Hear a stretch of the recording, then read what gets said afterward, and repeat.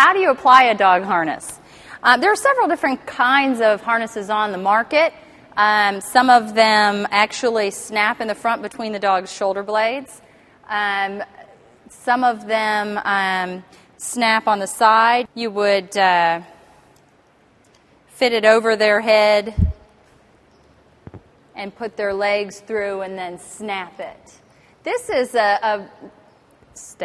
a fairly new concept in a harness. This is called an Easy Walk harness. It's a mechanical device that makes it very easy to control your dog. And they always have a different colored strap for the chest, and they have a snap on the back portion that goes over the back of the dog, and they have a snap on the chest portion.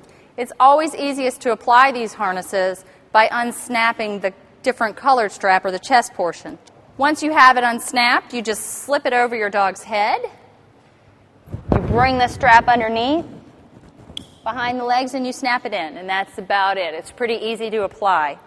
Harnesses in general, other than the harnesses that work on the mechanics and make it easier to walk a dog, are generally best for possibly putting your dog out on a line supervised, because it wouldn't put any pressure on the neck.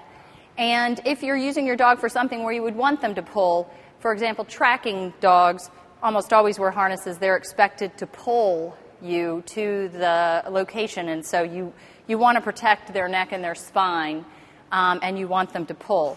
In walking, they are much safer, obviously, than using a collar, because they don't put any pressure. If they're fitted right and it's a good harness, they shouldn't put any pressure on the spine and on the neck of the dog. However, it doesn't help teach your dog how not to pull. So ideally, you work with a trainer, work with a professional, and teach your dog how to walk with a harness or walk with a regular collar. Now, a harness is also a really good device for restraining your dog in the car.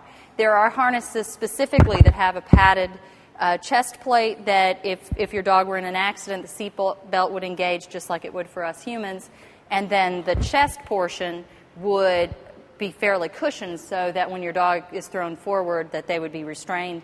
Much safer for all of the human occupants in the car, much safer for the dogs.